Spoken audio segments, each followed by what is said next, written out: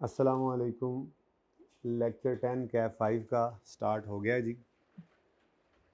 कल हमने biological acids वाला स्टैंडर्ड यानी एग्रीकल्चर स्टार्ट किया था और एग्रीकल्चर के अंदर हमने कोई ख़ास पढ़ा छड़ा कोई नहीं था, बहुत कुछ पढ़ना है अभी तो, बस वैसे ही ज़रा ने कहा चलो थोड़ा सा इससे जान पहचान कर लें। और आपको पता है हम ज़रा जान पहचान करते हैं जनरल एंट्रीज़ वाली तरतीब से। पहले कुछ सवाल करते हैं, उससे थोड़ी जान पहचान बन जाती है, फिर आहिस्ता आहिस्ता आहिस्ता आहिस्ता उसको कि हाँ IS38 की भी थोड़ी सी थ्योरी रहती है, वो तो करेंगे ही, अभी थ्योरी भी रहती है थोड़ी सी। चलो अब फिलहाल मैंने इसका नाम ले लिया है, कर लें थोड़ा सा। अभी फ्रेश है ना आप लोग, पहले ये कर लें जी। चलें, बायोलॉजिकल एसिड मसलन गाय भेड़ बकरी, इनसे आने वाली प्रोड्यूस, ठीक है, या एडिशनल बायोलॉजिकल एसिड्स भी आ सकते हैं।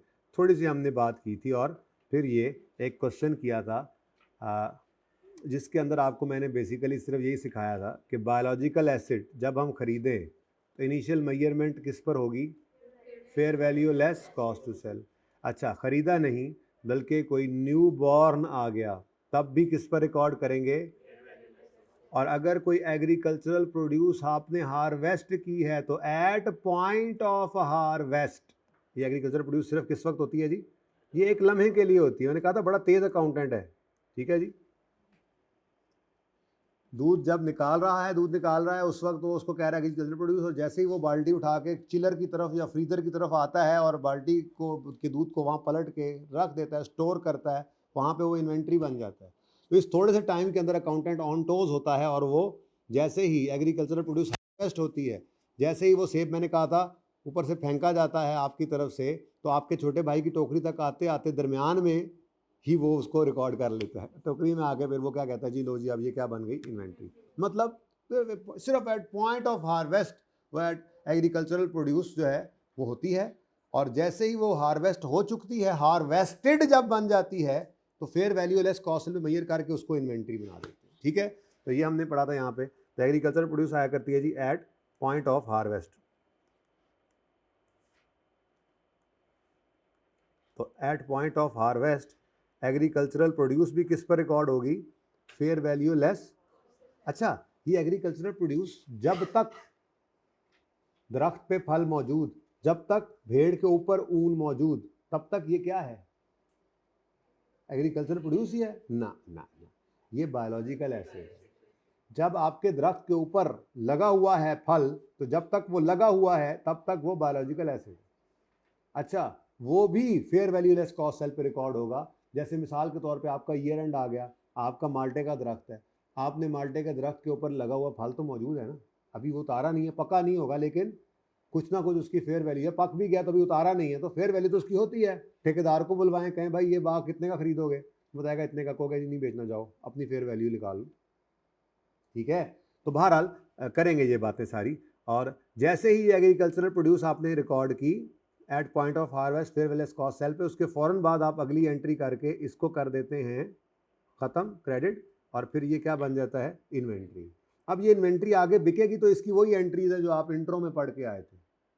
आपने ये वूल बेची तो आपको कैश आया, आपने एंट्री कर दी कैश डेबिट सेल्स क्रेडिट, और ये जो इन्वेंट्री पड़ी है इसकी एंट्री परपेचुअल वाली cost of sale debit inventory credit. ये कहानी आगे वही चल पड़ेगी, ठीक है, ओके। और उसके बाद ईयर एंड के ऊपर भी इसको बायोलॉजिकल एसिड को किस पे रखना होता है? Fair value less cost to sell पर, ठीक है। तो fair value less cost sell की ये छोटी सी रेकन्सिलिएशन टाइप एक वर्किंग कर ली थी हमने, ठीक है। इसमें कोई मसला है तो पूछ सकते हैं आप जी, कोई मसला? अच्छा, थ्योरी तो इसकी भी पढ़नी है हमने, क्वेश्चंस भी करने हैं। मैं तो कहता हूँ ज़रा मिक्सचर करते हैं, पहले इसकी थ्योरी थोड़ी सी पढ़ लेते हैं ताकि फिर जब आपको बीच में थोड़ा सा न्यूमेरिकल करवाऊँ तो एंड पे आपकी इतनी कोई हिम्मत मौजूद हो बाकी कि आप जो है वो IS38 की थोड़ी सी थ्योरी मेरे साथ पढ़ सकें। करेंगे ना हिम्मत इंशाल्लाह। अच्छा जी, ये ना असल में आपकी किताब के अंदर मौजूद है, जो असल में लिखा गया था वो मौजूद था, लेकिन मसला ये है कि ये मैं यहाँ से सही से शायद ना दिखा सकूँ, या नज़र आ भी रहा है तो उससे बेहतर है ये वाला वर्जन, ठीक है। जो एक्चुअल में बोर्ड पे लिखा गया था, और फिर वहाँ से मैंने ये जो है ना वो कैम स्कैनर वाली तस्वीर बना ली। ये वही है जो आपके पास है, और ये कुछ भी नहीं है, ये डेफिनेशंस आपके पास अवेलेबल हैं, ठीक है। सिर्फ उन डेफिनेशंस को ज़रा समझाने की नीयत से इस तरह से लिख दिया गया है। चलें इसको पढ़ते हैं। बायोलॉजिकल एसिड दो तरह के हो सकते हैं, लिविंग एनिमल्स या लिविंग प्लांट्स, ठीक है। जिंदा प्लांट जिंदा होता है, एनिमल भी जिंदा होता है। बायोलॉजिकल एसिड में दो चीज़ें हैं, living animal, living plant. For example sheep living animal है, डेयरी कैटल लिविंग एनिमल है, ठीक है जी। उसके बाद बीफ कैटल मतलब गोश्त के लिए आपने जानवर रखा हुआ है, डेयरी कैटल दूध के लिए रखा हुआ है, बीफ कैटल आपने गोश्त के लिए पाले हुए हैं जानवर, ठीक है, गोश्त बेचेंगे आप तो बीफ कैटल कहलाएगा। और चौथा क्या है जी, प्लांट फॉर हार्वेस्ट का मतलब कोई समझा दे, बता दें, गलत हो जाएगा तो क्या होगा बताएं। हाँ गंदुम, मतलब आपने जवाब सही दिया, लेकिन मैंने पूछा प्लांट फॉर हार्वेस्ट का मुझे मतलब बताएं। मतलब आप सब सही कह रहे हैं, लेकिन प्लांट फॉर हार्वेस्ट का मतलब मुझे नहीं बता रहे। जवाब उनका भी सही था, गंदुम का पौधा, जवाब का भी सही है, काश्तकारी के लिए कोई पौधा लगाया हुआ, ठीक है, जिससे फायदा हो, अच्छा ठीक है। प्लांट फॉर हार्वेस्ट का लफ्जी मतलब कोई नहीं बता रहा मुझे। प्लांट फॉर हार्वेस्ट कहते हैं जी, हाँ असल में दो तरह के प्लांट हैं, समझिएगा। आपने आज एक बाग लगाया माल्टे का या सेब का, तो है तो वो भी प्लांट, सेब का दरख्त भी क्या है, प्लांट ही है ना, मशीनरी थोड़ा ही है, प्लांट ही है ना।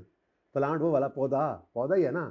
आम का दरख्त भी पौधा है, सेब का दरख्त भी पौधा है, माल्टे का दरख्त भी एक पौधा है, और गंदुम का पौधा तो है ही पौधा, चावल का पौधा तो है ही पौधा, कपास का पौधा तो है ही पौधा, सही है। अब ये दो मुख्तलिफ किस्म के पौधे मैंने आपको बताए, जो जामन का दरख्त है, माल्टे का दरख्त है, सेब का दरख्त है, आम का दरख्त है, ये दरख्त फॉर हार्वेस्ट नहीं होते। इन दरख्तों को आपने काटने के लिए नहीं लगाया, इन दरख्तों को लगाया है, ये फल लाएंगे, वो फल आप तोड़कर बेचते हैं, ठीक है। वो प्लांट कोई और चीज़ है। यहाँ पर बात किसकी हो रही है, प्लांट फॉर हार्वेस्ट, यानी आपने पौधा ही किस लिए लगाया कि इसी को काटेंगे, यही आपकी एग्रीकल्चरल प्रोड्यूस बनेगा। फल वाले दरख्तों में और इसमें क्या फ़र्क है, असल में ना जो फल वाला दरख्त है ना, उसको IS 41 कहता है ये बियरर प्लांट है। क्या है जी, यानी जिस पर जो बियर करता है प्रोड्यूस, इसलिए ये IS 41 से निकाल लो। उसकी शर्तें पढ़ाऊंगा आज, उम्मीद है पढ़ाऊंगा, वो IS 16 के अंदर उसको रखते हैं। हाँ उसका फल जो है वो मैंने पहले ही बता दिया, वो बायोलॉजिकल एसिड, लेकिन छोड़े इस बात को, वो बात की बात है। फिलहाल ये मैं फ़र्क समझाना चाह रहा हूँ कि जो प्लांट खुद फसल है, माल्टे का दरख्त क्या, वो दरख्त खुद फसल है, उसके ऊपर आने वाला माल्टा फसल है। सेब का दरख्त, जामुन का दरख्त, आम का दरख्त, क्या दरख्त खुद फसल है? नहीं, उनके ऊपर आने वाली प्रोड्यूस वो है फसल, वो हार्वेस्ट की जाती है, उसको साइड पे कर दो। ये दूसरे प्लांट्स की बात हो रही है, ये प्लांट खुद ही फसल हैं, जैसे इन्होंने बताया, ठीक है, कि गंदम का पौधा। अब गंदम का पौधा क्या है, आज लगाया, अभी तो माशाल्लाह बड़ी बड़ी होगी आसपास लोग आप देखते होंगे, अब बस करीब है, महीने के अंदर कटाई शुरू हो, तो वो क्या होगा, वो पौधा ही काट दिया जाएगा, दोबारा तो फिर नया पौधा लगाना पड़ेगा। चावल भी ऐसे ही, कपास के अंदर से वो पुटी चुन ली जाती है, ठीक है, ख़त्म कहानी, उसके बाद काट देते हैं, अगली बार नया फसल लगता है, ठीक है। आलू का फसल लगाया आपने, निकाल लिया, अगली बार नया लगाना पड़ेगा, ठीक है, सही है। प्लांट फॉर हार्वेस्ट, ठीक है।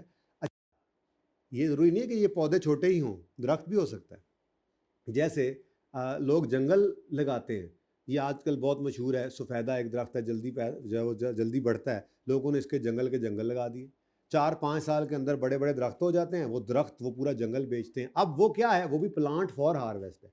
सफ़ेदे के दरख्त के ऊपर कोई फल नहीं आता, वो दरख्त ही लकड़ी के तौर पे बिकना है, तो वो भी क्या है, प्लांट, बस उसका जो साइकिल है वो 5-6 साल बाद है, और गंदम का 5-6 महीने बाद है, ठीक है, पर प्लांट फॉर हार्वेस्ट, ठीक है। तो 4 एग्जांपल्स आपके सामने आ गई जी, ठीक है। ज़रा दोबारा इनको पढ़ें, मैं ज़रा इसको जगा लूँ। ये सब तस्वीर जो है ना, उसमें जहाँ रोशनी पड़ रही हो ना, ये मेरे ख्याल में वीट है, ठीक है जी। एग्जाम्पल में लें जी, तो बायोलॉजिकल एसिड लिविंग एनिमल भी हो सकता है, लिविंग प्लांट भी। मसलन शीप एक लिविंग एनिमल है, dairy cattle, beef cattle living animals हैं, और प्लांट फॉर हार्वेस्ट ये लिविंग प्लांट है। ठीक है, आगे भी बढ़े, बात आगे चल रही है। ये प्लांट फॉर हार्वेस्ट की एग्जांपल दी हुई है कि एनुअल क्रॉप्स होते हैं, जैसे कि मकई हो गई, गंदम हो गई, चावल हो गए, ज्वार हो गया, बाजरा हो गया। सही है। चाय की पत्ती नहीं ना होती, होती तो यहाँ लिखी होती ना। चाय की पत्ती जो है ना वो दूसरी कैटेगरी में है, जहाँ पे तुम्हारा माल्टे का दरख्त है, सेब का दरख्त है, आम का दरख्त है, जामुन का दरख्त है, चाय की पत्ती का भी पौधा है। वो पौधा भी आपका एक बार बढ़ जाता है, उसके ऊपर से पत्ते आप तोड़ते रहते हैं, वो कई साल तक चलता है। आप उसका फसल क्या है, उसकी पत्तियाँ जो उतार के सुखाई जाती हैं और आप फिर उसको पीते हैं, चाय को पीते हैं जो। ठीक है, तो वो दरख्त की तरह से पौधा है, वो भी कई साल तक आपका रहेगा और उसके ऊपर पत्ते आते रहेंगे, वो तोड़ते रहेंगे। ठीक है ना, इसलिए वो भी बियरर की कैटेगरी में चला जाता है, वो खुद नहीं कटता। ठीक है,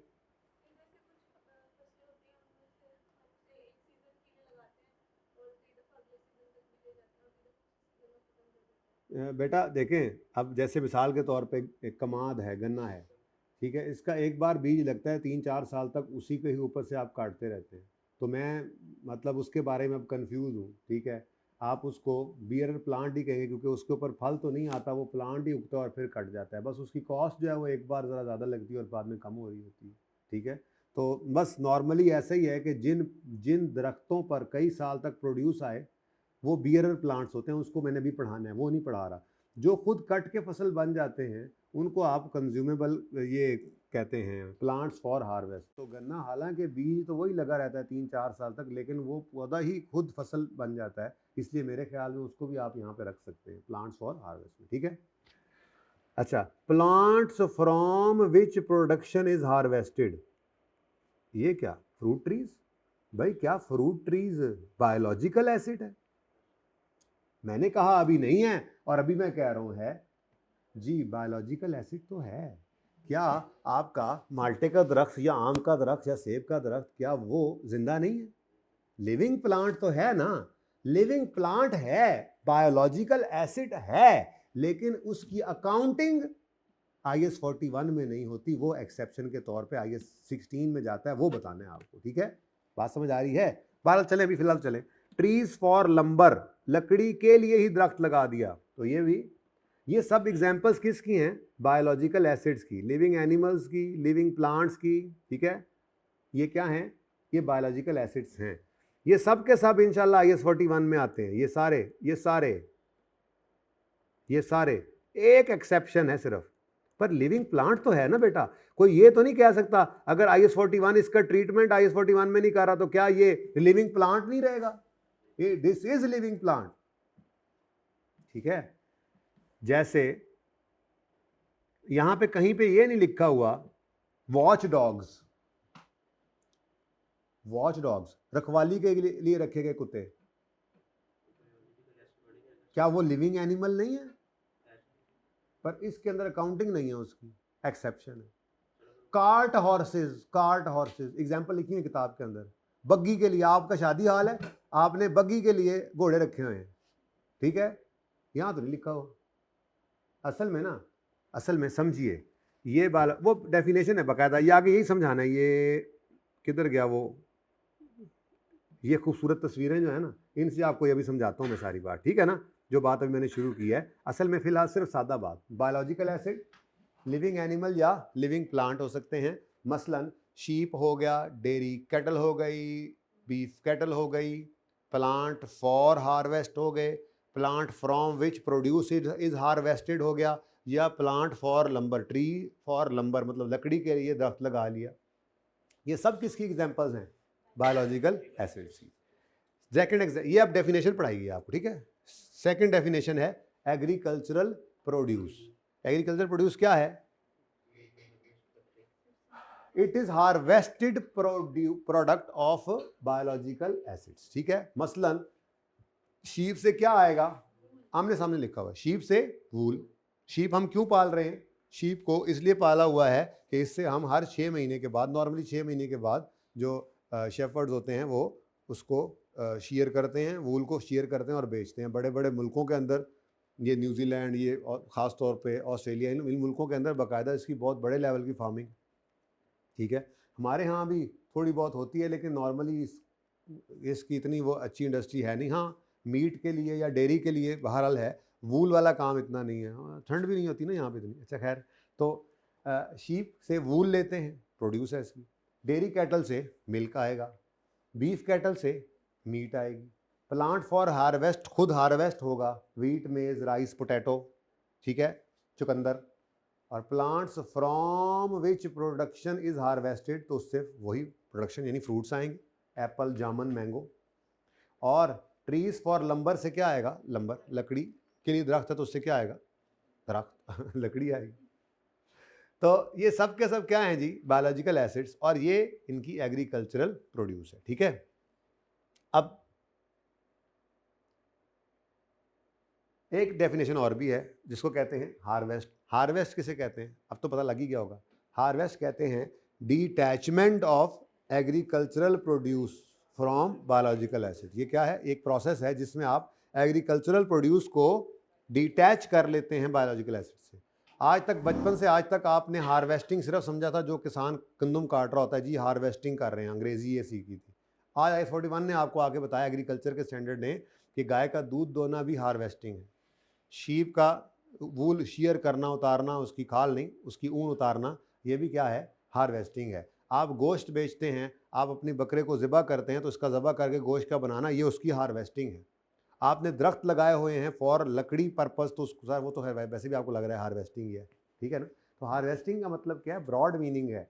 ये क्या है, detachment of agricultural produce from biological assets, या cessation of life of biological asset भी क्या है, हार्वेस्टिंग। मतलब अगर कोई लिविंग एनिमल है तो वो अगर मतलब उसकी लाइफ ख़त्म हो जाए, ज़बा कर दो, तो बेसिकली ये है ना कि ये तो सारे के सारे ऐसे थे ना, वूल आपने ले ली, मिल्क ले लिया, लेकिन जो मीट के लिए रखे हुए थे वो उससे मीट तो नहीं ले लेते। बकरा खड़ा है, उसकी टांग उतार लिया आपने, चलो आज हम जो है वो आज हम इतना तो खिलार लिए बकरा है, हाँ ईंटों पे तो नहीं खड़ा होगा ना, तो बकरे को तो फिर क्या करना पड़ेगा, उसकी लाइफ सीज हो जाएगी, वो मर जाएगा, तो वो भी क्या है, हार्वेस्टिंग, उससे गोश्त आ रहा है, इस तरह से बोला है, ठीक है। यहाँ तक कोई मसला। अच्छा जी अब एक बड़ी अहम बात जो मैं करने जा रहा हूँ वो है आपको एग्रीकल्चरल एक्टिविटी का समझाना। देखें, मैंने यहाँ पर आपको बोला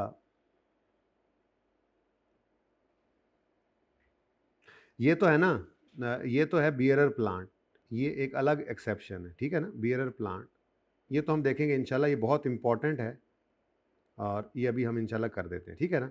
एक तो ये है, जो मैं दूसरी बातें कर रहा था वो तो यहाँ पे थी, लिविंग एनिमल्स में से 2-3 एग्जांपल्स मेरे मुंह से निकली कि जी इनके बारे में यहाँ पे कुछ नहीं लिखा हुआ, फ़र्क क्या है। जैसे IS-41 एग्रीकल्चर का स्टैंडर्ड है, इसका नाम क्या है, एग्रीकल्चर। ये एग्रीकल्चरल एक्टिविटी को डील करता है, किसको जी, एग्रीकल्चरल एक्टिविटी को। अब बड़े ध्यान से समझिएगा, आपने एक फिश फार्म बनाया है, आपने एक फिश फार्म बनाया है, तो उसमें मछलियां रखी हुई हैं, वो मछलियां बेच रहे हैं। ये किस लिए बनाया आपने, मछलियां छोटी छोटी डालेंगे, उनको खुराक डालेंगे, कुछ अरसा गुजरेगा, वो मछलियां साइज़ में, वेट में बढ़ेंगी, और फिर उन बड़ी मछलियों को बेचेंगे और नफ़ा कमाएंगे। आपके ख्याल में क्या आपने इसको कोई मैनेज किया, या ये खुद से ही हो जाता है सारा कुछ? मैनेज करना पड़ा ना, क्या करना पड़ा आपने, आप क्या किया, आपने मैनेजमेंट की है, मैनेजमेंट की है। एक एग्रीकल्चरल एक्टिविटी कैसे बन रही है कि आपने मैनेजमेंट की है बायोलॉजिकल ट्रांसफॉर्मेशन की। वो ट्रांसफॉर्मेशन की शक्ल क्या है, छोटी छोटी मछलियां डाली और उनको पाल पोस कर बड़ा किया और बेचा। या आपने ये गधा ले लिया, किधर गया गधा, गद्दे, ये मैं ये समझा रहा हूँ, ठीक है ना। ये फिजिकल ट्रांसफॉर्मेशन है, ये छोटा सा गद्दू है और इसको पाल के पोस के, भैया वो तो चाइना के अंदर बड़ी मार्केट हो गई है, अब तो फार्म बनने शुरू हो गए गधों के, अब आप लाहौर वाले टेंशन न लें, ठीक है तो अब आपको मिलने ही कोई नहीं है ये, ठीक है। तो ये छोटा सा गद्दू था, ठीक है, इसको पाल पोस के खिला पिला के बड़ा किया और ये सेल हो गया, यहाँ पे लिखा हुआ सेल। अब ये क्या हो रहा है, ये बायोलॉजिकल ट्रांसफॉर्मेशन है। बायोलॉजिकल ट्रांसफॉर्मेशन की ना कई शक्लें, ये बायोलॉजिकल एक बायोलॉजिकल ट्रांसफॉर्मेशन ये, एक बायोलॉजिकल ट्रांसफॉर्मेशन ये भी है, मुर्गी है, अंडे रखे, चूचू निकल आए, अब एक से कई बन गए, ये एक ही है जो बड़ा हो गया बेच दिया। ये एक रखा किस लिए? इसका मकसद क्या है? इसको पाल पोस के बेचना। आपने मछली का फार्म बनाया, मछलियां पाल कर बेचना, बकरियों का फार्म बनाया, छोटे छोटे बकरियों के बच्चे रखे, अभी पाल पोस के कुर्बानी आ रही है उससे बेचना, ये क्या है? Biological transformation. एक बायोलॉजिकल ट्रांसफॉर्मेशन ये भी है, आपने मुर्गियां रखी हुई हैं, पाल के मुर्गियां बेचते हैं, वो पहले वाला केस, मुर्गियां ही रखी हुई हैं लेकिन मुर्गियों से अंडे बेचते हैं निकलवा के, या अंडों से बच्चे निकलवा के बच्चे बेचते हैं, या फिर बच्चे बढ़ाते हैं, जैसे भी है, ठीक है। तो ये भी बायोलॉजिकल ट्रांसफॉर्मेशन है। और एक बायोलॉजिकल ट्रांसफॉर्मेशन ये भी है, इसमें क्या हो रहा है? ना तो आपने बायोलॉजिकल ट्रांसफॉर्मेशन में क्या किया है, फिजिकली ग्रो करके उसको फोर्स उसी को बेचा है, ना ही आपने इसको इसलिए रखा हुआ है कि इससे एडिशनल बायोलॉजिकल एसिड्स लेकर उनको बेचेंगे, बल्कि आपने इसको किस लिए रखा हुआ है कि आप इससे एग्रीकल्चरल प्रोड्यूस लेंगे। तो ये तीनों ही क्या हैं? ये तीनों ही क्या हैं? Biological transformation. क्या है जी? अब ये बायोलॉजिकल ट्रांसफॉर्मेशन को अगर आपने मैनेज किया है, ये बायोलॉजिकल ट्रांसफॉर्मेशन को अगर आपने मैनेज किया है, तो ये क्या है? ये क्या है? Agricultural activity. ये क्या है? इसीलिए IS 41 इनके ऊपर लगेगा। अब मैं आता हूं दूसरी तरफ, आपने मछली का फार्म भी बनाया हुआ था ना, ठीक है। तो एक भाई आपने मछली का फार्म बनाया है, तो अच्छा खासा उसकी मैनेजमेंट करनी पड़ती है, आपने उसमें मुलाजिम भी रखा हुआ है, आप सुबह दोपहर शाम खुद भी चक्कर लगाते हैं, आप उनको वक्त पे खुराक भी डालते हैं, आप उनका ख्याल भी रखते हैं, ठंडे गर्म का भी हिसाब रखते हैं, और वक्त आने पे उनको निकालते भी हैं और फिर जाके मार्केट में बेचते भी हैं, खरीद के भी लाए थे। तो ये सब कुछ आपने क्या किया? मैनेज किया। और एक ये उस्मान भाई हैं, उस्मान भाई जाते हैं जब भी कराची, इन्होंने कराची में एक ठेका ले लिया, वहाँ पर इन्होंने बंदे रख लिए हैं, ठीक है। अब वो लीज़ के ऊपर गवर्नमेंट से इन्होंने समंदर का एक हिस्सा ले लिया थोड़ा सा, जिसमें ये क्या करते हैं, जाकर फिशिंग, ठीक है। अब ये वाली जो फिशिंग है, ये भी तो मछलियाँ पकड़ के बेच रहे हैं, तो क्या IS 41 इस पे लगेगा?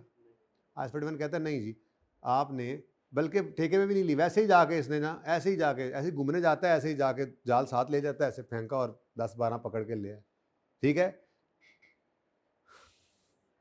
मैंने दरख्त लगाए, 10 एकड़ मैंने जगह ली, उस पर मैंने दरख्त लगाए, दरख्तों को मैंने जो है वो पहले 6-8 महीने पानी लगाया, मुलाजिम भी रखा हुआ है, एहतियात भी करता हूँ, वो हफ्ते 10 दिन बाद चक्कर भी लगाता हूँ, ठीक है। तो मैं क्या कर रहा हूँ? मैं मैनेज कर रहा हूँ इस एग्रीकल्चरल एक्टिविटी। ये क्या हो रहा है? ये ट्रांसफॉर्मेशन ही हो रही है ये भी, ठीक है। कि मैं क्या कर रहा हूँ, मैं छोटे छोटे पौधे लगाए हैं, उनको दरख्त बनाकर बेचना चाह रहा हूँ। बात समझ आ रही है? ये भाईजान है, क्या नाम है आपका?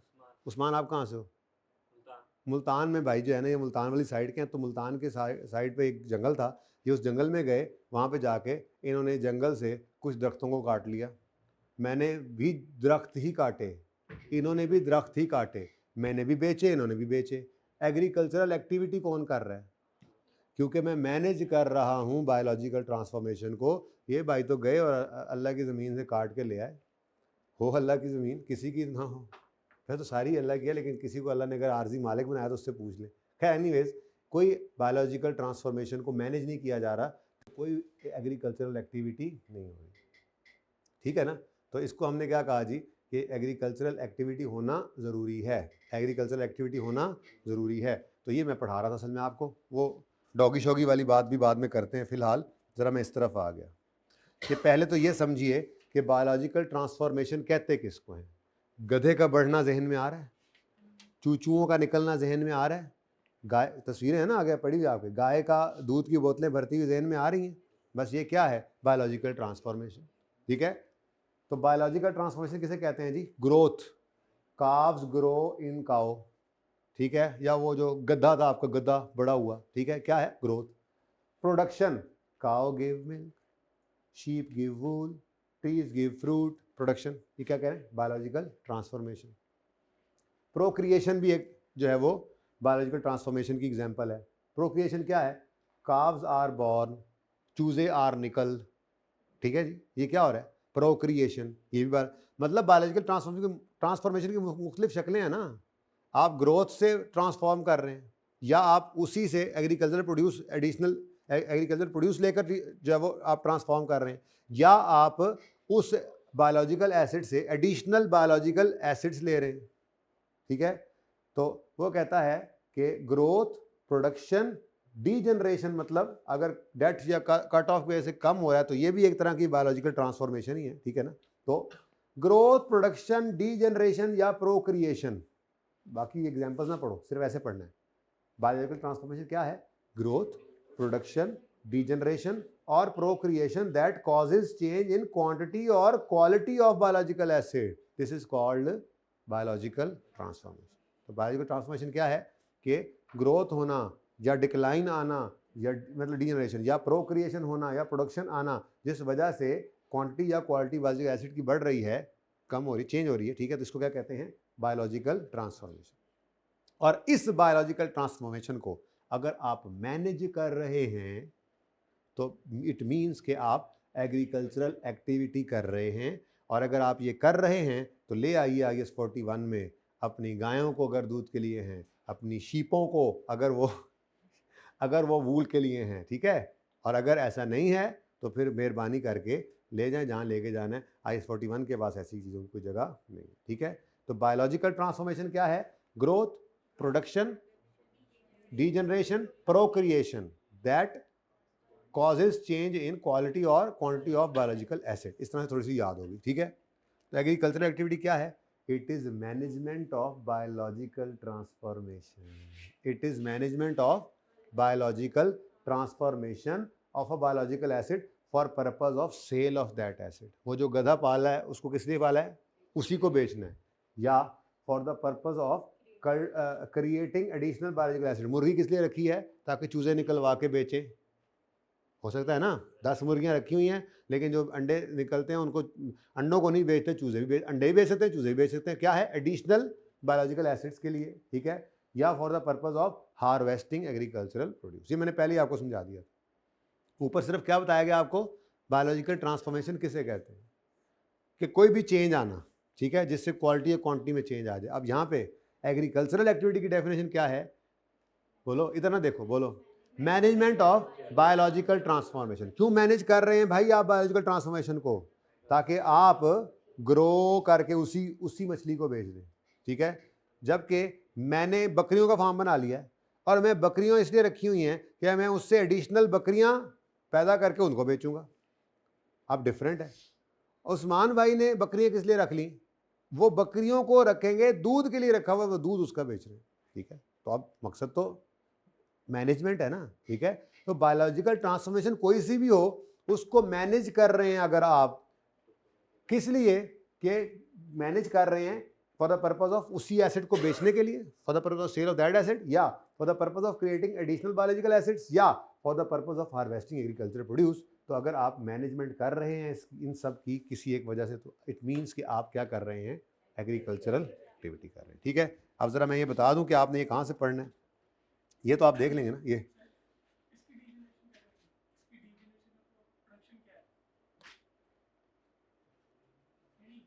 डीजनरेशन, सेल डीजनरेशन नहीं आती। सेल तो सेल निकल गया ना हमसे। डीजनरेशन आती है जब आपने इसको दबा करके गोश्त के भाव बेच दिया। तो जिस एसिड का होगा उसी का ही होगा ना भाई। आपने नहीं, मतलब आपने मिसाल के तौर पे ये रखा हुआ है बेचने के लिए, ठीक है। तो डीजनरेशन भी एक तरह का चेंज ही है। अब अगर आपने बेचने के लिए बकरे रखे हुए हैं, अगर कोई एक गड़बड़ कर गया तो आप छुरी फेरोगे, हलाल करोगे और फिर उसका गोश्त बेच दोगे। मसला तो कोई नहीं है ना, है तो वही डीजनरेशन। कौन से चारों? इनमें से कोई भी हो वो बायोलॉजिकल। आपने काऊ को किस लिए रखा हुआ है? सिर्फ ग्रो करने के लिए भी रख सकते हैं। हो सकता है वो मिल्क ना दे, अच्छा दे भी सकती है। तो अगर दे रही है तो आपका मकसद क्या है? दूध बेचना नहीं है, आप खुद पी जाओगे। लेकिन आप फिर भी कोई एक एक्टिविटी तो कर रहे हो, समझ आई ना। आप इनमें से कोई एक काम कर रहे हो, उसको मैनेज कर रहे हो, तो वो आपकी एग्रीकल्चर एक्टिविटी है। चारों कैसे हो सकते हैं? चारों नहीं, कोई एक काम कर रहे हैं। गाय ही है, आपने रखी हुई है दूध के लिए, गाय ही है, मैंने रखी हुई है कुर्बानी के लिए। फिर तो अगर मतलब मैंने गाय रखी, मैंने कहा चलो कुर्बानी में बेच दूंगा, अगर वो दूध दे देगी तो क्या मैं सड़क पे फेंक दूंगा? पी लूंगा, खुद दोस्तों को भी पिलाऊंगा। आओ यार कोई बात नहीं, याशी लग गई। मकसद तो ये नहीं था, ठीक है। तो कोई एक काम हो जाए आपका, कोई बात नहीं, बस वो मैनेज हो रहा हो इनमें से, ठीक है। ये पढ़ो जरा यहाँ से। अब ये यहाँ से पढ़ो जरा। यहाँ से नजर आएगा, आपकी किताब से शायद सही नजर ना आए। Agricultural activity is management of biological asset, management of biological transformation such as growth of biological asset for the purpose of sale of that asset. ये एग्रीकल्चरल एक्टिविटी की एग्जांपल आ गई। दूसरी, agricultural activity is management of biological transformation, for example reproduction भी है of a biological asset for the purpose of creating additional biological assets. या agricultural activity ही है is management of biological acid, biological transformation of biological asset for the purpose of harvesting agricultural produce from that acid. तो ये तीनों ही क्या हैं, अलग अलग हैं, कोई एक काम हो, मिसाल के तौर पे एग्रीकल्चरल एक्टिविटी। ठीक है, अब आपने क्या क्या पढ़ना है? नहीं बेटा, वो आपके गाय तो एक ही है ना, तो असल में तो बायोलॉजिकल एसिड की अकाउंटिंग होनी है, खरीदा तो किस पे खरीदा और इस वक्त बैलेंस शीट में पड़ा है तो किस पर रिकॉर्ड करना है। ठीक है, तो उससे दो इनकम्स की फ्लो, अगर दो इनकम स्ट्रीम्स आ रही हैं तो अच्छी बात है, दो आने दो। उनके बछड़े भी बेचते हो आप, उनका दूध भी बेचते हो, लेट इट कम, अल्लाह के खजानों से आ रहे आने दो, गाय तो एक ही है ना। उसको क्राइटेरिया मीट करा के आपने कौन सी अकाउंटिंग ट्रीटमेंट के तहत रखना है, बस वही है। ये पेज भी देख लो, भी बड़ा मजे का पेज है। बायोलॉजिकल एसिड शीप है, इससे एग्रीकल्चर प्रोड्यूस आती है वूल, ये IS 41 है। बस इससे आगे जब प्रोड्यूस आ जाती है ना, तो इससे इधर जब जाता है तो ये क्या बन जाता है, IS 2। ओके, तो वूल से आपके कारपेट, धागा बनता है, कारपेट बनते हैं। फिर ट्रीज इन टिम्बर प्लांटेशन, जंगल के अंदर आपने दरख्त लगाए हुए हैं, इनसे आपको दरख्त काट कर ये आपको प्रोड्यूस मिलती है फैलेट ट्रीज, इससे क्या बनेगा, आपकी लकड़ी, तो ये इन्वेंट्री बन जाती है। ठीक है, डेयरी कैटल से आपको मिल्क आना है, ये एग्रीकल्चरल प्रोड्यूस है। उससे फिर अगली बात है, आप चीज़ बनाएं, बटर बनाएं, जो भी बनाएं, वो क्या बन जाएगी फिर, आपकी इन्वेंट्री। ठीक है, ये जो अगला काम है ये एग्रीकल्चरल, यही तो मैंने कहा था कि ये एट पॉइंट ऑफ हार्वेस्ट होता है ये।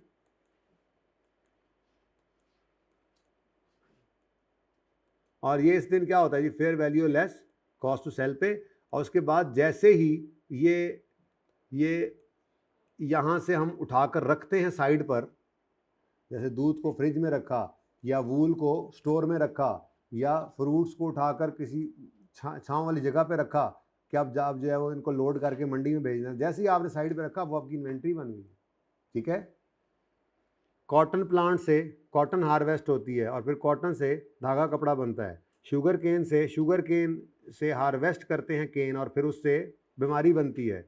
टबैको प्लांट से लीव्स पिक करते हैं और फिर इससे क्योर्ड टबैको, ये भी प्लांट है, इससे भी लीव्स पिक की जाती हैं, ये भी कई साल तक चलता है। ऐसे ही टी बुशेज हैं।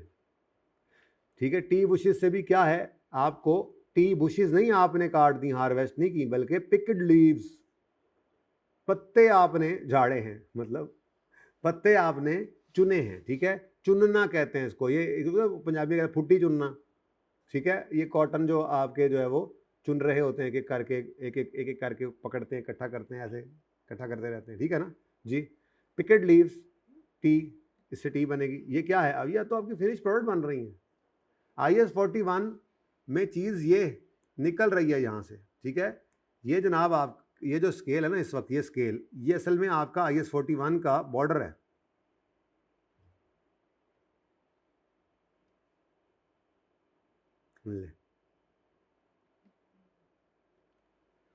तो बस जी, इससे इधर इधर IS 41 चलेगा आपका। ठीक है जी, ओके। तो बहरहाल एक अच्छा टेबल है ये भी। फ्रूट ट्रीज से फ्रूट उतारते हैं आप, ये फ्रूट क्या है, ये फ्रूट बायोलॉजिकल एसिड है जब तक लगा हुआ है, लेकिन जैसे ही इसको आप उतारेंगे ये एग्रीकल्चरल प्रोड्यूस है। लेकिन ये एग्रीकल्चरल प्रोड्यूस की खूबसूरती ये है कि ये बस चंद लम्हात के लिए बनती है। यानी आप दावे के साथ भी, अगर किसी ने सही अकाउंटिंग की हो ना, सही अकाउंटिंग, तो आप दावे के साथ भी कह सकते हैं कि भाई उसकी बैलेंस शीट में हो ही नहीं सकता कभी एग्रीकल्चरल प्रोड्यूस नजर आए। एग्रीकल्चरल प्रोड्यूस आपको कभी भी बैलेंस शीट में नजर नहीं आ सकती। जैसे आपका फल लगा हुआ है, तो जब तक लगा हुआ है बायोलॉजिकल एसिड है, उसकी fair value less cost sell पे रिकॉर्ड होगा बैलेंस शीट में। और जैसे ही वो हार्वेस्ट होगा, आपको पता है कि टोकरी तक गिरते गिरते ही तो वो इन्वेंट्री बन गया था कल।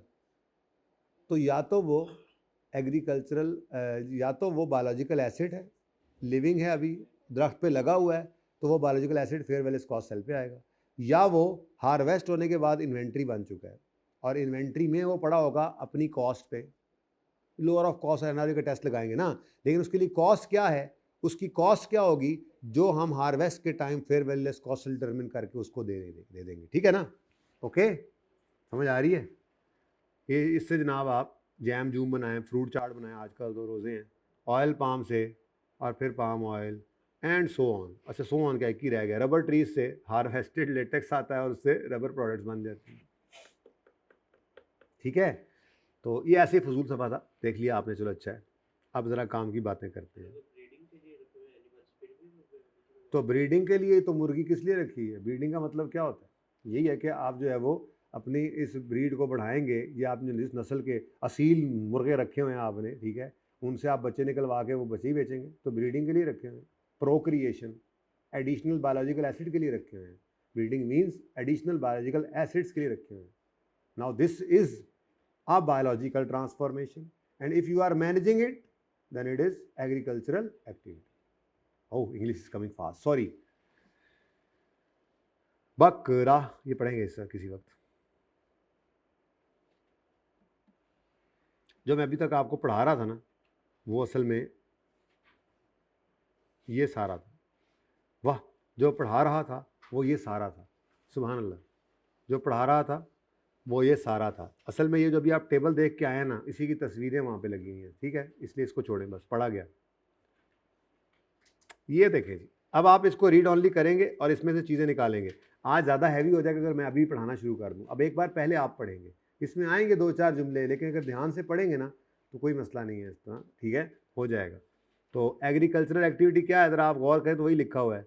एग्रीकल्चरल एक्टिविटी क्या है जी? Management of biological transformation for purpose of sale, for purpose of breeding, for purpose of harvesting.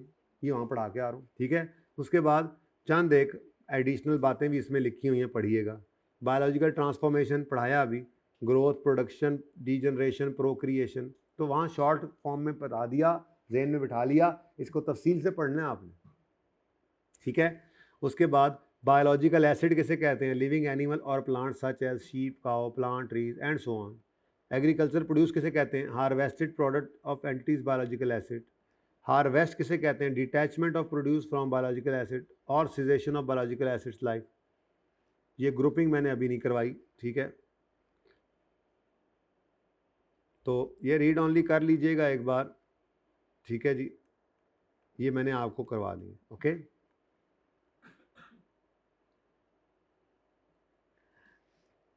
अच्छा यार, हमने बात ये की थी कि चलो कर देता हूँ, डेफिनेशन आगे तो कर देता हूँ। वैसे ये ग्रुपिंग की बात हमने ना आगे जाके करनी है। यहाँ हमारी जैसे पाकिस्तानी टीम में ग्रुपिंग हो जाती है ना, इस तरह से ग्रुपिंग यहाँ पे भी हम करते हैं। अब वो ग्रुपिंग मुझे लब नहीं रही, लेकिन उस पर अलग से डिस्कशन हमने करनी है। तो ये यहाँ कहीं ये ग्रुपिंग ऑफ एसिड्स। ओके, लेकिन चू नक्का, ये डेफिनेशन यहाँ पे आ गई है। चन्ना नच्चा मैं बात कर ही देता हूँ थोड़ी सी मिसाल के तौर पर। हमने ये बात की, कल हमने सवाल भी किया था, आज हमने 2-3 और सवाल करने। हमने ये बात की थी कि बायोलॉजिकल एसिड्स जो हैं उनको fair value less cost to sell पे मेजर करना है, जब ख़रीदें तब भी, और जब वो कोई न्यू बॉर्न आ जाए तब भी, और अगर कोई ईयर एंड के ऊपर हमारी बैलेंस शीट में हमने शो करना है तब भी। ठीक है, अब ईयर एंड के ऊपर हमने, अब हमारे पास मिसाल के तौर पे 750 काउज हैं।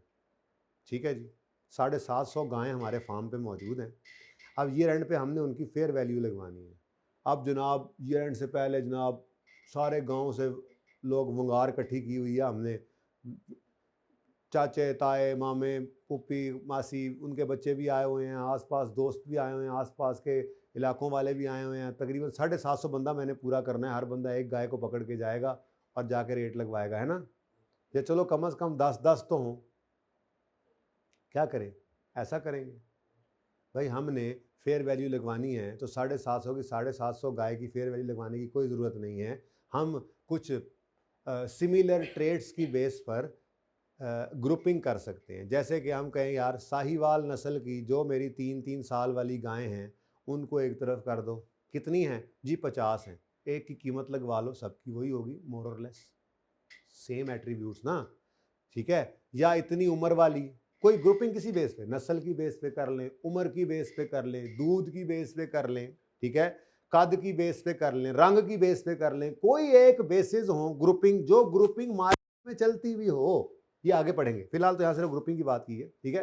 तो जो मार्केट के अंदर नॉर्मली ग्रुपिंग चलती है, उस मतलब जो नॉर्मली आप कोई कैरेक्टरिस्टिक कर सकते हैं किसी की, जैसे आमतौर पर नस्ल होती है, ठीक है, तो उस बेस पे आप ग्रुपिंग कर सकते हैं सिमिलर प्लांट्स या सिमिलर एनिमल्स, ठीक है जी। उसकी बेस के ऊपर आप फेयर वैल्यू लगवा सकते हैं। यहाँ पे फेयर वैल्यू की बात नहीं, यहाँ जस्ट हमने ये कहा है कि ग्रुपिंग ऑफ बायोलॉजिकल एसिड हो सकती है। कैसे? कहता है a group of biological acids is an aggregation of similar living plants, और एक जैसे प्लांट्स और एनिमल्स, तो उनकी ग्रुपिंग, उनको ग्रुप कह सकते हैं, ठीक है ना। जहाँ जरूरत पड़ेगी ये कर लेंगे। जरा पढ़ो यार, ये इलस्ट्रेटिव एग्जाम्पल भी पढ़ लो। A farmer has field of lambs, उसके पास पूरा अजड़ है, रेवड़ है, किसका? पेड़ों का। ये क्या है? Biological asset. As the lambs grow they go through biological transformation. समझ आती है? जैसे जैसे बड़े हो रहे हैं बेसिकली वो बायोलॉजिकल ट्रांसफॉर्मेशन हो रही है। As sheep they are able to procreate and lambs will be born. ये क्या आ रहा है? एडिशनल बायोलॉजिकल एसिड्स आ रहे हैं। And the wool from sheep provide a source of revenue to farmer. ये क्या है? कल वाला सवाल ही चल रहा लगता है, मेहनती वाला, ठीक है। Once the wool has been sheared from the sheep, यानी हार्वेस्ट हो जाए, फिर IS2 रिक्वायर करता है इसको एज अ रेगुलर इन्वेंट्री। यानी अब अगर ये आपने हार्वेस्ट कर लिया है ना, तो फिर fair value less cost sell नहीं, ईयर एंड पे हार्वेस्ट कर लिया तो ये इन्वेंट्री बन गया। इन्वेंट्री का अपना रूल मौजूद है, लोअर ऑफ कॉस्ट और NR, ठीक है। अच्छा जी,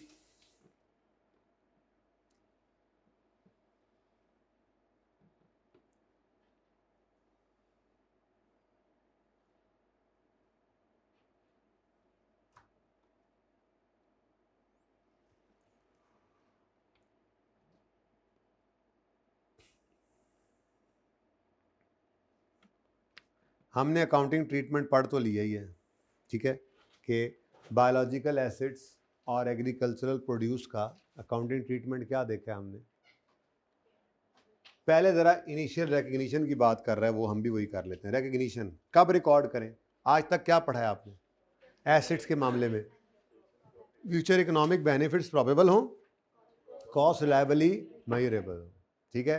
यहाँ पर एक एडिशनल चीज़ बस स्टैंडर्ड ने डाल दी, और वो है कंट्रोल। हालांकि वो भी इनबिल्ट ही होता है वहाँ पर भी, क्या रिसोर्स जो कंट्रोल में हो वो एसिड कहलाता है, और फिर उसी की बात कर रहे होते हैं। लेकिन बहरहाल यहाँ पे रिकग्निशन क्राइटेरिया के अंदर उसने बाकायदा लिख दिया कि किसी पास्ट इवेंट की वजह से एंटिटी के कंट्रोल में हो ये biological acid, future economic benefits probable हों, और फेयर वैल्यू रिलायबली मेजरेबल हो। क्या बोला उसने?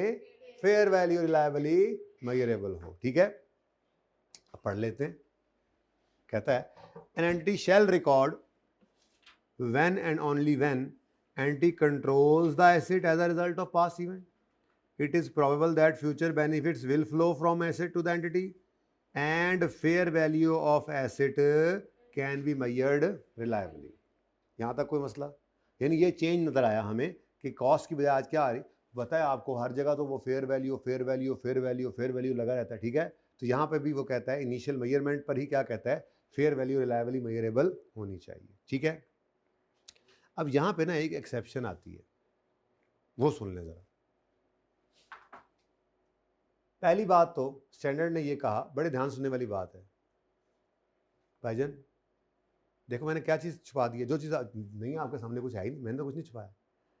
ये स्टैंडर्ड चलता है किस पे है? Fair value. अब हमने कहा भाई अगर हमारे पास फेयर वैल्यू ना हो बायोलॉजिकल एसिड की, कहता है मैं मानने को तैयार ही नहीं कि बायोलॉजिकल एसिड हो और उसकी फेयर वैल्यू ना हो। हमने कहा पाकिस्तान में है हम ना, हमने ये साउथ अमेरिका से मंगवाया है, चिली से, वेनेजुएला, चिली अर्जेंटीना वाली साइड पे ये पाया जाता है, तो हमने ये वहाँ से इंपोर्ट किया है। अब पूरे लाहौर के अंदर सिर्फ हमारे ही पास है ये, इसको कहते हैं लामा। क्या कहते हैं जी? लामा। ये वो लामा नहीं जो पंजाबी के अंदर आप लामा देते हैं, वो लामा नहीं है, ठीक है, लामा है ये, ठीक है। तो सुना है बड़ा लजीज गोश्त होता है इसका। अब ये हमने मंगवा तो लिया, लेकिन इसकी कोई फेयर वैल्यू डिटरमिन हो सकती है? फेयर वैल्यू तो निकलती है एक्टिव मार्केट के अंदर। को मंडी लगती है लामों की, यहाँ पे दूसरे लामों की मंडी लगती, 10-12 जनानियां बह जांदियां ने, कभी मर्द भी आजकल तो बह जाते हैं माशाल्लाह, बैग एक दूजे नू गिले शिकवे कर देने। नहीं, कोई मार्केट नहीं है हमारे पास, कोई मार्केट नहीं है। अब हमने स्टैंडर्ड के सामने लामा पेश कर दिया। हमने कहा भाई फेयर वैल्यू तो तब हो अगर यहाँ पे इसकी मार्केट एग्जिस्ट करती हो। पूरे लाहौर में सिर्फ हमारे पास है, शायद अभी तो पाकिस्तान में भी हमारे पास ही है मिसाल के तौर पे। तो हम इसके लिए मैक्सिमम ये बता सकते हैं कि ये हमने जो इंपोर्ट किया है, तो वहाँ पे चिली वाले बाशिंदे को हमने इसके इतने डॉलर दिए थे, फिर ये वहाँ से जो है वो हवाई जहाज़ का सफ़र करके हम तक पहुँचा, कार्गो में से होके हम तक पहुँचा, किराया हवाई जहाज़ का इतना लग गया है। उसके बाद कस्टम वालों ने इसको देखकर खूब जो है वो हमें लूटा, हमने इसका टैक्स शैक्स पे किया है, और कर करा के मिसाल के तौर पे ये हमें 5 लाख रुपए में पड़ गया, ठीक है। तो ये मेरे पास कॉस्ट तो है, फेयर वैल्यू नहीं है। अब स्टैंडर्ड ने ना सर पकड़ लिया, स्टैंडर्ड ने कहा यार ये तो ले गए बाजी, ये तो ले गए बाजी। मैं क्या कह रहा था, हो ही नहीं सकता। देखो ना, अगर ऐसा सिनेरियो ना बने तो खुद सोचे, एक लिविंग एनिमल है तो उसकी फेयर वैल्यू कैसे नहीं हो सकती? हो सकती है, नॉर्मली होती है। तो स्टैंडर्ड ने भी यही कहा कि ये मेरे हिसाब से रिबटेबल अजम्पशन है कि फेयर वैल्यू तो लाजमी होती है वैल्यूएबल एसिड की। जब उसने ये कहा तो हम ये ले आए। इसको देख के स्टैंडर्ड ने कहा चलो ठीक है, इन एक्सेप्शनल केसेस, जब इनिशियल मेजरमेंट के वक्त, जब पहली बार आप एसिड को रिकॉर्ड करने लगे, उस वक्त उसकी कॉस्ट रिलायबली, उसकी फेयर वैल्यू रिलायबली मेजरेबल नहीं थी, तो फिर मजबूरी के दर्जे में आप ऐसे एसिड को, बायोलॉजिकल एसिड है तब भी इसको किस पे रख लो? कॉस्ट, किस पे रख लो? लेकिन ये स्टैंडर्ड कहता है कभी नहीं हो सकता कि एक बार फेयर वैल्यू आ गई थी पहली बार जब आया था और बाद में आपको सर इसकी तो मार्केट ही नहीं रही, कहते फिर मैं नहीं मानता, फिर तो कभी नहीं मानूंगा। ये भी सिर्फ मैं कब मान रहा हूं? जब आप, और अगर बाद में फेयर वैल्यू डेवलप हो जाए, जैसे मिसाल के तौर पे मैं ये लेकर आया, तो इधर से भाई ने कहा, मेरे हमसाए में रहता था, ये बड़ा ज़बरदस्त है सर, कैसे मंगवाया? ऐसे ऐसे, ठीक है, मेरा तो कज़न भी होता है चिली में, तो इसने वहाँ पे बात शात की और इसने कुछ सस्ते दामों मंगवा लिया थोड़ा सा, ठीक है। उसके बाद फिर उस्मान भाई अगली गली में रहते थे, उन्होंने कहा ले, मुकाबलाबाजी भी तो है ना हमारे मुल्क में, है जी, तो देखा देखी भी, दे लामा थे दे लामा, ठीक है जी।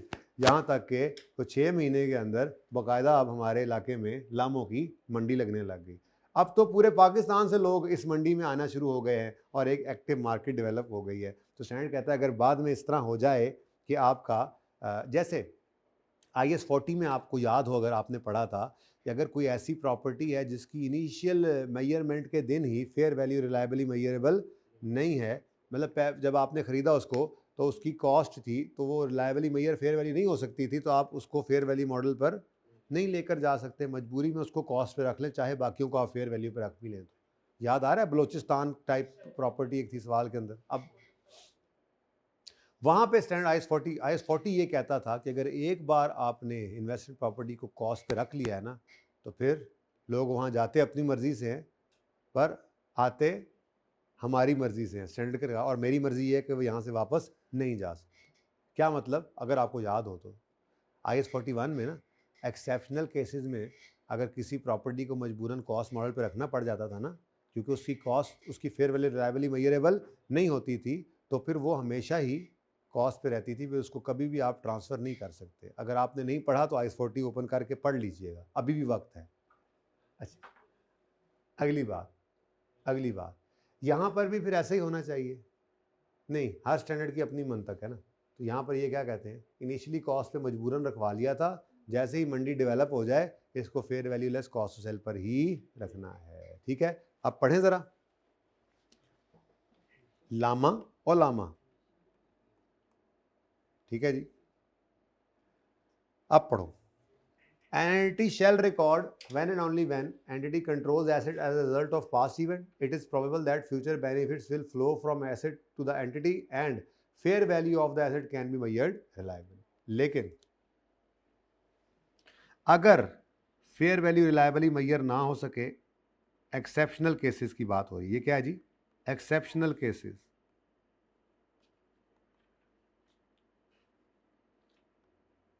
हमारी एग्जाम्पल वाला लामा, ठीक है. तो ऐसी सूरत के अंदर किस पे रख सकते हो? कॉस्ट. ठीक है. अच्छा, in agricultural activity control may be evidenced by for example legal ownership. आपके पास कागजात हैं उस लामे के of cattle and the branding और otherwise marking the cattle on acquisition, birth, weaning. वो कहता है ब्रांड या मार्क, कोई निशान लगाते थे. कुछ लोग होते हैं ना, जैसे वो अपने जानवरों के ऊपर अपना टैग लगा देते हैं, अपना निशान लगा देते हैं. वो गर्म करके ना लोहा, तो उससे उसको जला देते हैं, उसके ऊपर उनका निशान बन जाता है, निशानी रहे ताकि. ठीक है.